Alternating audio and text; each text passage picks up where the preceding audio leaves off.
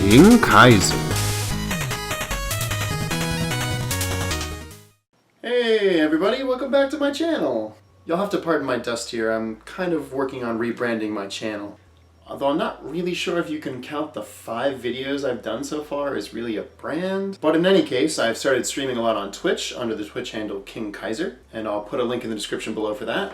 Also, hi! I'm trying to put a serious effort in this year to push out more content, and I know that I say that after every single video, but I mean it this time. I want to make a serious effort to get recognized as a personality and a video editor, and hopefully use these skills to get hired by one of the big boys in about a year or so. So please, all the support you will give, I will graciously accept, because I want to build something cool here and produce good content and have a really nice community around this channel. But that's enough housekeeping for now. Let's get on to the video, which, based on the title you can guess, is on the 2017 release of the video game Prey. The development of this game was troubled, to say the least. You see, back in 2006, there was a well-received game called Prey, developed by 3D Realms, the company responsible for the original Duke Nukem series. Prey was a super dark and rather gory first-person shooter, in which you took control of a Cherokee man named Tommy, as he, his family, and girlfriend were abducted by an alien spaceship. The player can use weaponry found on the ship, as well as spiritual powers, to destroy the ship and save the people on board. I remember playing the demo for this game, side note, anybody remember demos? And being blown away by how eerie and just plain gruesome some of this game was. Well, Prey did well enough that a sequel was in the works. However, by 2009, the studio had some financial troubles, and Bethesda ended up acquiring the intellectual property. Not much was heard about the game until in 2014, when at PAX Australia, Bethesda's Vice President Pete Hines said in an interview that Prey 2 had been cancelled. Surprising everyone though, at E3 2016, Bethesda announced they would be making a new game with the title of Prey. However, it was essentially a complete reimagining of the IP and not a true sequel. But back to the point, why should you care about Prey? Upon starting a new game, we pick whether to play as a male or female Morgan Yu, the game's protagonist. And once we do, we wake up in the year 2032 to some dope music on an alarm clock,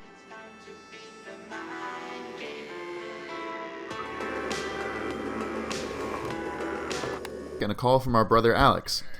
Apparently, it's our first day at TranStar Corporation, a super influential tech company that even owns a space station. Our brother tells us to put on our suit and take a helicopter to the roof to come to work. Pretty dope, huh? I walked around the room testing the controls, throwing some toilet paper for good fun, and trying to open the jammed door to my outdoor patio. Before heading out, I said hello to this maintenance woman in the hallway. Morning, Mr. Yu. And hopped into the helicopter. Here, the game drops some more sick beats, and we get to look out the window for some really cool views, as well as a super clever way of doing the opening credits to a game.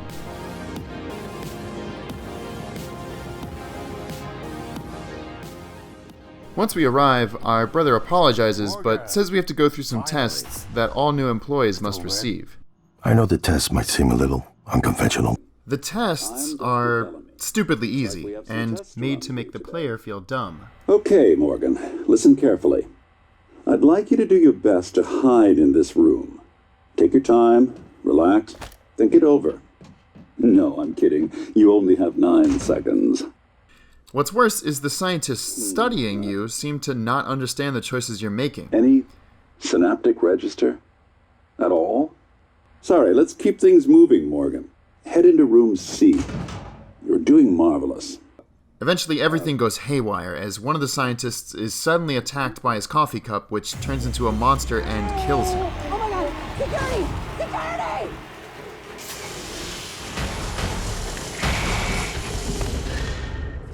The room you're in gets gassed, and you wake up on the same day.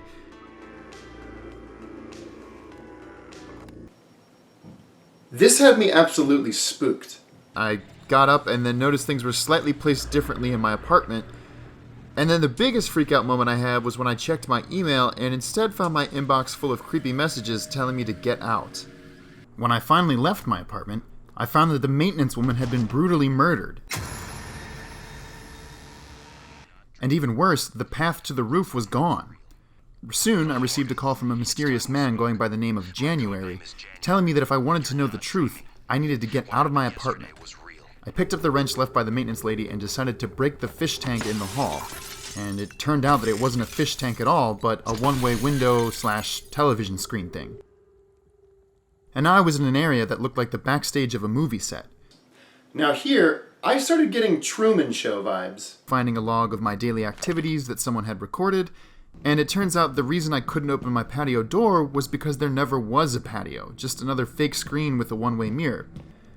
While exploring this backstage area, I came upon some boxes and— oh, fuck! God! Jesus! Kill it! Kill it! Kill it! Yeah, so leaving here I found a room with a questionable-looking chair, as well as a camera that seemed to follow my movements. Eventually, I found the helicopter, but it looked a little different. And next to it is an entrance to a TranStar building. But when you push the button in the elevator, things start to become clear. Turns out everything was completely faked. We find a room later that confirms even the helicopter ride was done using more of these screens.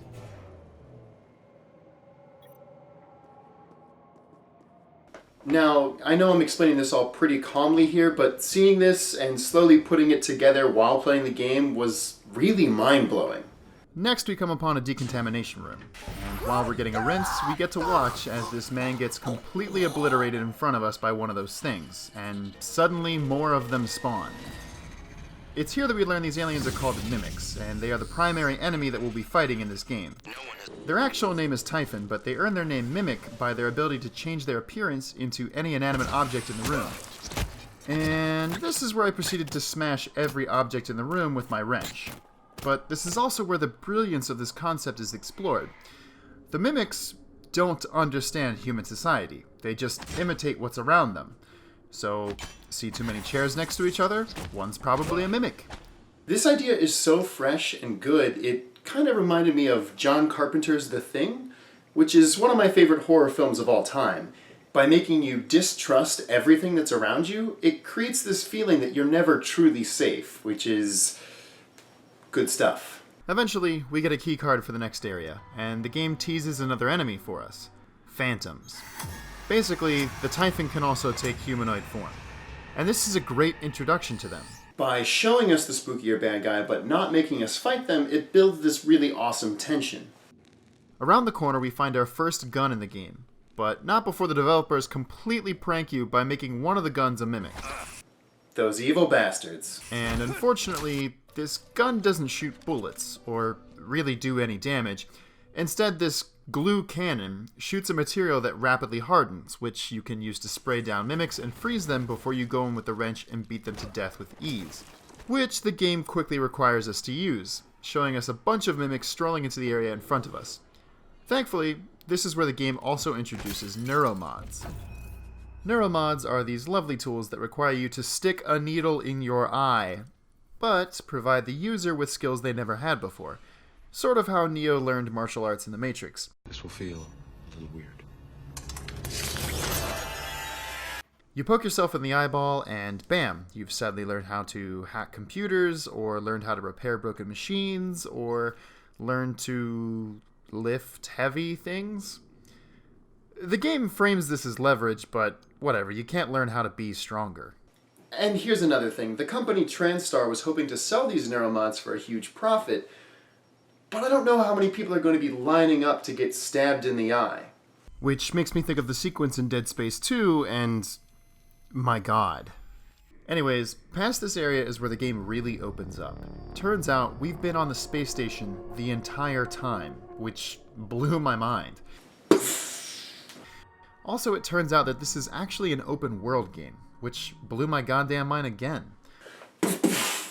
The game has an amazing sense of scale. You can look at the whole map of the space station and go anywhere. On top of that, your suit actually allows you to go out into space where you can see all of the space station, and it actually lines up with the map. This kind of made me think of the Dark Souls 1 map, and goddamn, that's a great comparison to have. And everything I've just described, this is the first hour of the game.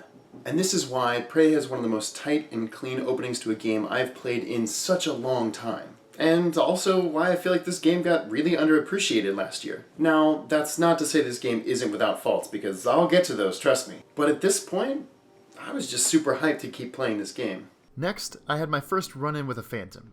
Now, at this point in the game, you really have nothing, just a glue cannon to freeze enemies and a wrench. But I personally hate sneaking past enemies, so I fought him. And then a bunch of mimics showed up, and I died. But armed with this knowledge, I fought him with a new strategy and won. Eventually, after fighting my way around the area, picking up supplies, reading emails, and collecting audio logs along the way, I made my way to my office. Oh, right, I forgot to mention, it's not your first day for the company at all. You see, you and your brother have been leading the company for a long time together. You actually agreed to the experiments before, but you don't remember because every time you remove neuromods from someone, they completely forget everything that's happened since they had them installed. So, for Morgan Yu, he's been reliving the same day for months, not knowing that everything has been controlled. After we make it to the office, we get to watch a video that we pre-recorded for ourselves, again using the looking glass technology that the game has invented.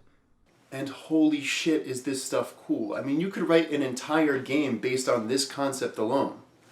But it's just one of the awesome things that the developers have put into this game. You're not gonna like what I have to say next. Before we can finish the video, however, our brother Alex cuts the connection and tells us we can't listen to the rest of the recording until he can explain himself in person. But then he has to go for some reason.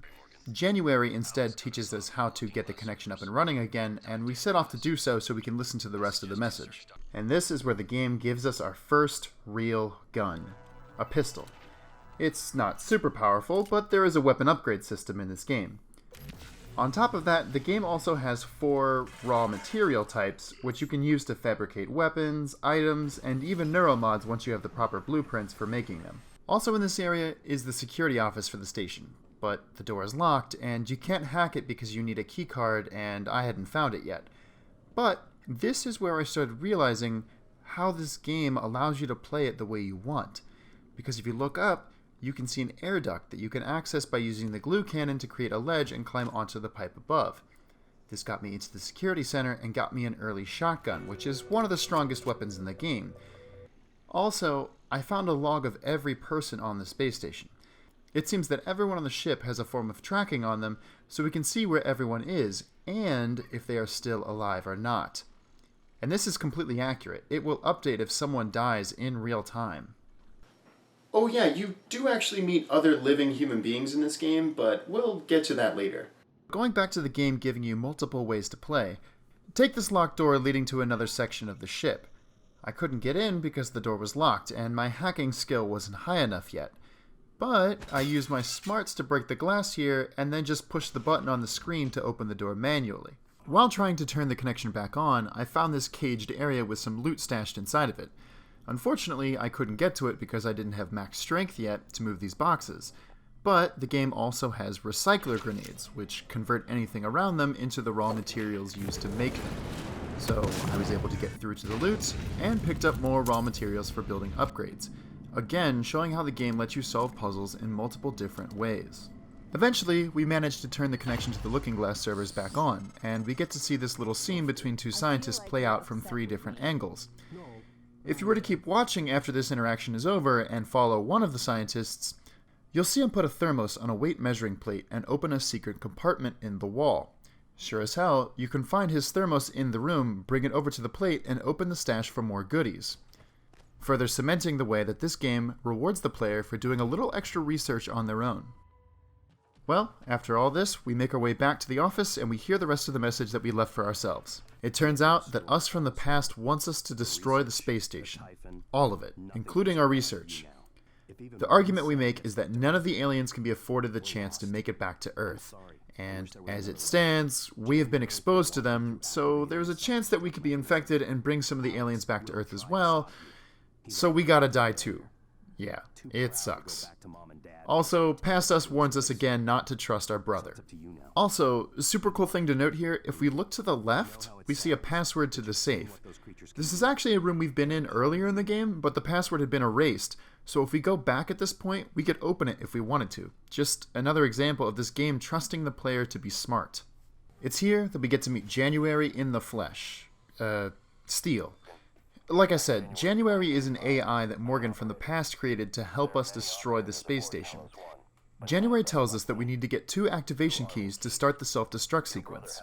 Ours and our brother's. I should mention here that while revisiting the lobby, this area is now repopulated with new, stronger enemies. This is something that the game keeps up throughout, but it doesn't make it feel fake.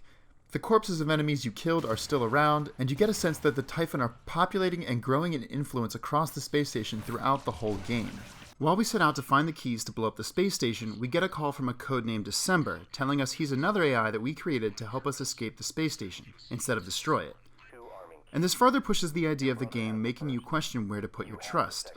You aren't sure if you can trust robots that you created, and you sure as hell can't trust a cup of coffee. December exists to offer you another route in the story, and in fact, later in the game, January, being the most recent version, decides that he is what the real Morgan you wanted and will destroy December, which you can actually stop. In fact, if you wanted to kill January the second you meet him, it's possible. It just makes the game a little bit more confusing. Moving forward, we find the final piece of equipment that the game gives you, the Psychoscope, a device that Morgan himself invented. The Psychoscope allows you to scan each type of enemy and learn their weaknesses, as well as unlocking more advanced alien neuromods. Oh yeah, you can splice your own DNA with the aliens and learn some of their skills. For example, you can change into a tiny cup and roll around, or make shit explode with your mind. The interesting thing about this is that if you get too much alien DNA, the defenses that the space station has, i.e. the turrets and the like, will start to attack you.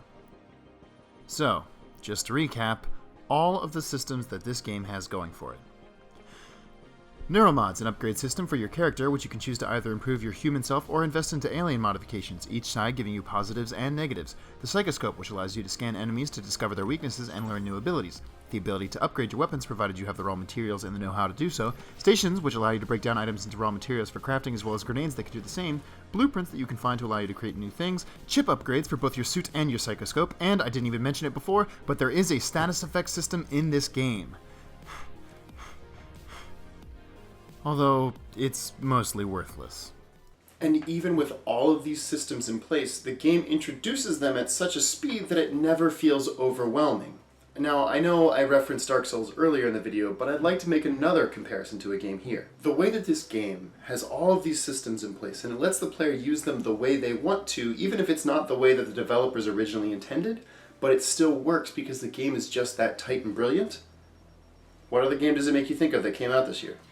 It kind of creates a similar feeling to everyone else's Game of the Year for 2017, Breath of the Wild. Oh, and speaking of systems, there was actually one more I forgot to mention, and that is an invisible morality system, which is something I'm not super crazy about. Throughout the game, you'll find logs that reveal that Morgan was not such a great guy. I mean, he's a super focused scientist, more concerned with getting results than preserving his own humanity, as evidenced by him agreeing to conduct experiments on himself. On top of that, we later find out that there are a lot of other human experiments going on using Russian prisoners that have been sent to the space station as volunteers. But since your memory's been wiped, you're allowed to make new choices. Now, this doesn't entirely make sense, but the game rationalizes it by saying that after months of being experimented on by the neuromods, Morgan's behavior has slowly started to shift, and it's okay. You know what? Honestly, I'm okay with that reasoning. This is all to say that we can find this poor bastard stuck in a glass jar, who we can push a button to turn into Typhon food or set free. But before we do, we can read a little bit into who he was, and find out that he was involved in human trafficking back on Earth. So, obviously he's not super great, but he definitely seems like a contrite sinner. So I chose to free him here. My problem with this sequence is that it feels similar to the choice in Bioshock of saving the little sisters or killing them. In that game, it was implied that you could get a bigger reward by doing the bad thing and killing them, but in the end, the game actually rewarded you better for saving them. Here, by saving the man, he opens this room to the side, which gets the player some extra loot, and he does seem like a legitimately good person, so you get to feel good about yourself for doing it. It might have been a bit more interesting if he tried to deceive the player or attack them after he got out, but maybe I'm asking for a little bit too much here. Also, the player can encounter humans who have been possessed by the Typhon through mind control. The player isn't really told that it's a better idea to knock them out with the stun gun they are given just before leading up to this point, but I suppose it's kind of implied that killing people is bad. And let's just say, at the end of the game, you get chastised for how many people you kill. What you say? Oh, that you only meant. I should also mention how much life this game gives to the people who live, or lived, on the space station. Through audio logs, emails, and even D&D character sheets, we get a glimpse into the lives of the people who seem super real and fleshed out. I wish I could say the same is true when you meet some of them. The coding for their AI is less than stellar, but it's obvious that a majority of the effort went into developing the rest of the game. Eventually, we encounter our first non-possessed human in the game, and he turns out to be this game's Sander Cohen. Yeah, that Sander Cohen. If I'm comparing him to the character who single-handedly stole the show of Bioshock 1, then just know that this guy is a really interesting character. And I don't want to spoil any of the good stuff with him if you haven't played the game already. In fact, I'm pretty hesitant to spoil anything else with this game, particularly the endings, plural, which I have about a million different feelings on. I've listened to another review that someone made for this game, saying that he thought it was worse to spoil the gameplay than the actual story, and I might be inclined to agree with him. But, seeing as I've already spoiled the gameplay, and I've kind of spoiled half of the story anyways, I think it's a good idea for me to stop here. I really do hope that this video has inspired you to play the game if you haven't already. I mean, it's only $20 on Steam, and for what it is, I think that's a complete steal. Honestly, I consider this game to be the natural successor to both the Bioshock and the System Shock games, and I think it does their job better. In fact, it was heavily rumored that in development they tried to get the rights to call it System Shock 3, but it turns out that Other Side Entertainment, led by Warren Spector, a game maker whose only success includes Deus Ex, Ultima Underworld, and, oh yeah, System Shock 1. So I think he might have something to contribute. But failing to get the license of the IP System Shock, they just stuck up with the name of another IP they happen to have on their hands, and thus Prey was born. Part of me wishes they would have just called the game Neuroshock, since that seems to make the most sense with the game's addition of the neuromods. And by adding Shock to the title, it would have let you know that you were going to get a first-person shooter RPG. Prey was an amazing game, and I feel like it is criminally underrated. And that's not to take away how amazing 2017 was for video games. I think it was one of, if not the best year for video games ever. It's amazing to think how spoiled we are for amazing releases month after month after month. And I think that's a trend that's going to continue well into 2018. I hope that this video inspires somebody to go back and play Prey. I know for me personally, it definitely makes me more interested in the content of Arcane Studios, and it makes me curious to go back and try the Dishonored series, because I've heard so much hype about them. But in any case, that's all I've got for now. I just want to thank you guys again for watching. If you haven't already, please like this video or subscribe to my channel. Or hell, even leave a comment talking about what you liked about the video, or if you also have played Prey. I would love to talk to somebody about this game. And once again, I just wanted to plug my Twitch channel, twitch.tv/KingKaiser. I'll put a link in the description below. But for the meantime, guys, thank you so much for watching. I appreciate all your support, and have a wonderful day.